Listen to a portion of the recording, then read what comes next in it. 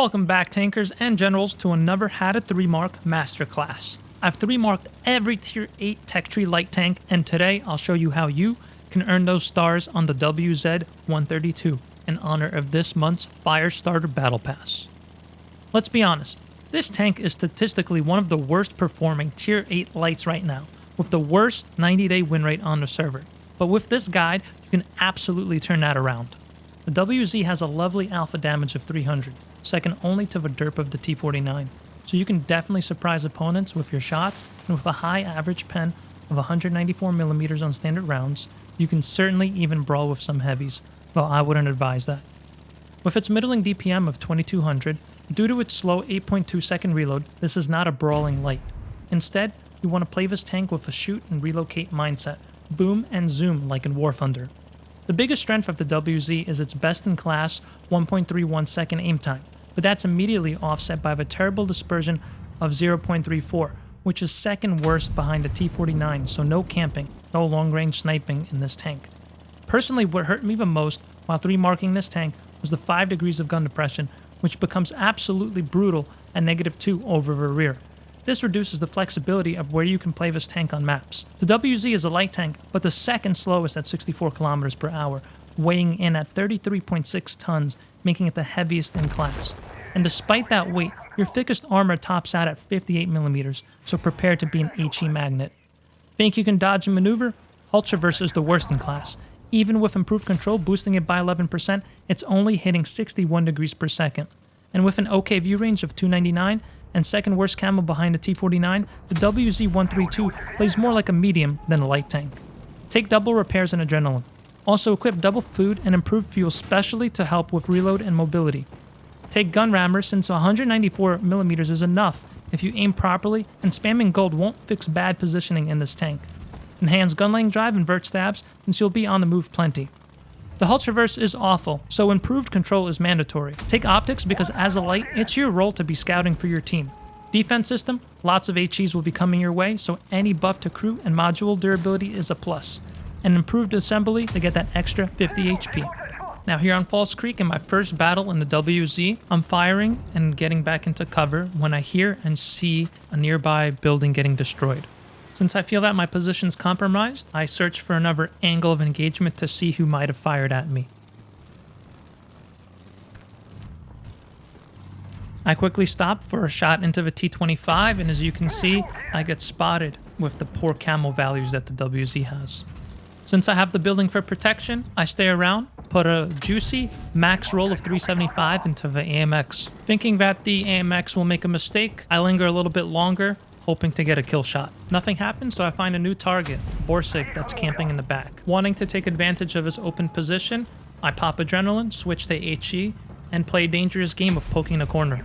Luckily for me, the RH aim didn't have a spall liner equipped, but I switched back to AP to make sure I can secure the kill. Now that I have the flank secured, I can stick around and look for flanking shots into the heavies. I'm not pushing in because of my poor DPM and also the threat of the AMX. I snap another shot into the Tiger P, and that's when the T25 makes themselves known again. Since he's a one-shot, I want to reload, poke, and knock him out. What I should have done here is waited for my camo to reset before peeking. Since he's not giving me much to shoot at but his turret, I decide to look for another angle of engagement, hoping to get some damage before my team completely dies. I get a lovely fire on the Tiger P, putting me over 3,000 damage, and now I'm in a 1 versus 6 situation yet again. I stutter step and bait a few shots before fully poking out, looking for a target to eliminate.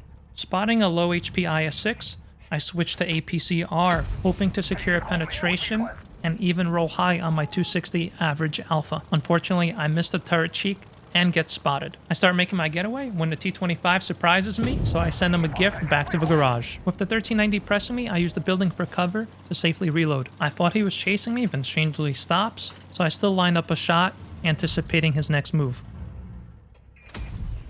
Now he's a one-shot, but a 5100 appears. Thinking I can knock him out in 2 taps, I turn to engage. Then realizing this was my critical mistake. I have no gun depression. Not wanting to face an autoloader, I try to get some distance.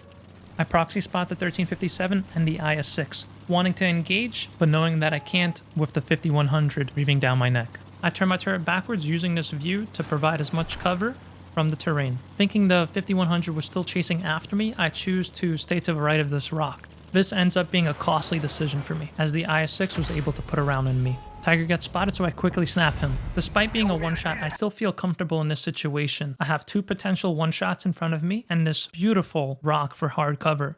Thinking that I'm going to get pressed by the 5100, I assumed was down this lane, I back up. With 6 more shots, I could have won that game. Still a solid start to a 3-mark journey.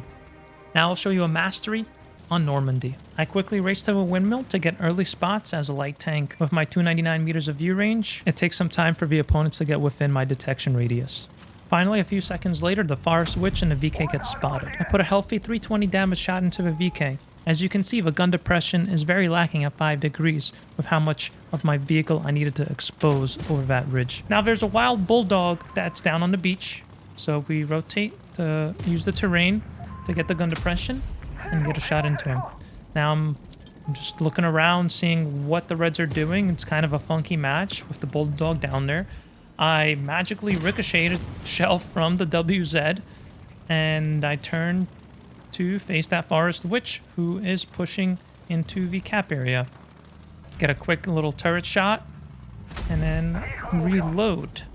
Thinking, should I go all in on him? And then I see the red WZ approaching yet again, bouncing my armor as we punish him a second time. Now I see that the Forest Witch is a one-shot, so I'm considering I look to check where the TDs are, and the teammate finishes him off. I see that the SU is down there, and whoa, we spot an Indian Panzer, who we put a low roll of a 255 into, and out pops the VK, who wants some action. So I'm thinking, the gun depression's not too good. Should I poke? Should I not? There's 2 people by the bunker, and well, we fiddle a shot into the side of the VK, trying to minimize the amount of tank that gets exposed beyond this ridgeline. Now I'm thinking they're probably, the 2 campers are looking over here, so let's poke in a different spot, and there's the red WZ again for the 3rd shot into him. Now since the SU is kind of going crazy on my team, I use that opportunity to just get in front of the VK and put one into his lower plate. He fires and misses. I switch the goal because we saw the turret was really difficult to pen, and you can see how far I need to go to get my gun down to finish him off. Now I reload just in time to spread another shot into that WZ, and now I'm just hanging out here looking for shots. And if you didn't know, you can actually shoot through these bunker holes into the camping area on the Reds. So we secure that kill on that Indian Panzer, and SU's looking for a shot like, whoa, how did he do that?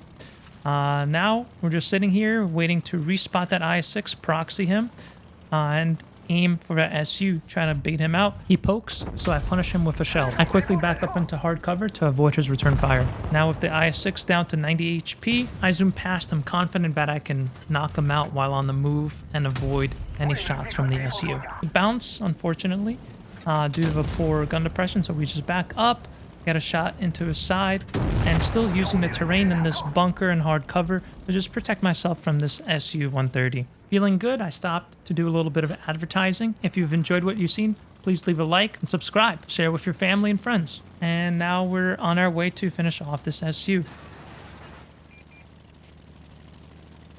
As I get closer, I scope in, looking to sneak in a beauty of a shot. And then again, I back up into cover. Since the reload is so slow, I get a chance to advertise myself again. I start moving in once I'm reloaded. With plenty HP, I feel confident in securing this engagement.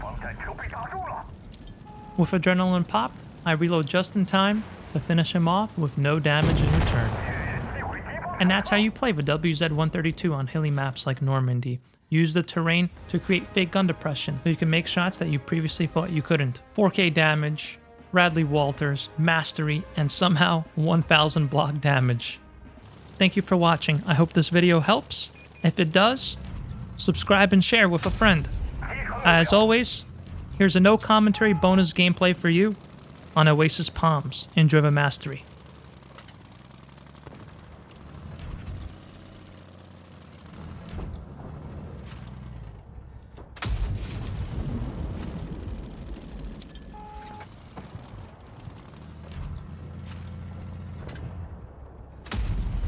目标。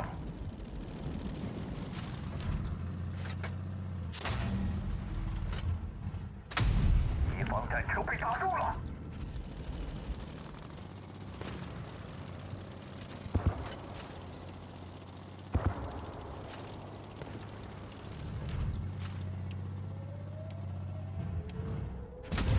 击穿目标。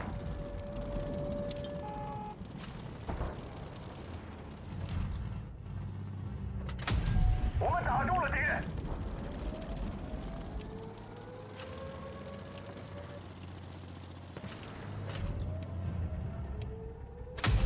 击中敌方战车。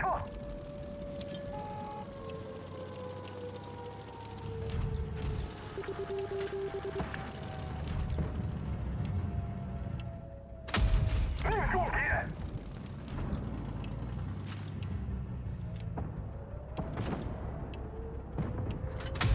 击穿目标。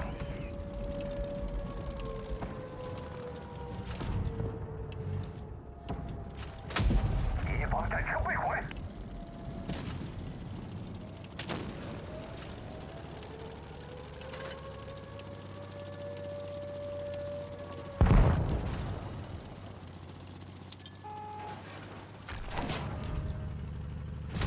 我们打中了敌人，弹药架被击中了。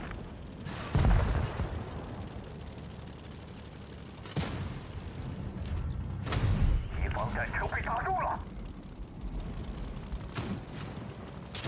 我们随时已取代，动不了了。我们打中了敌人。消灭了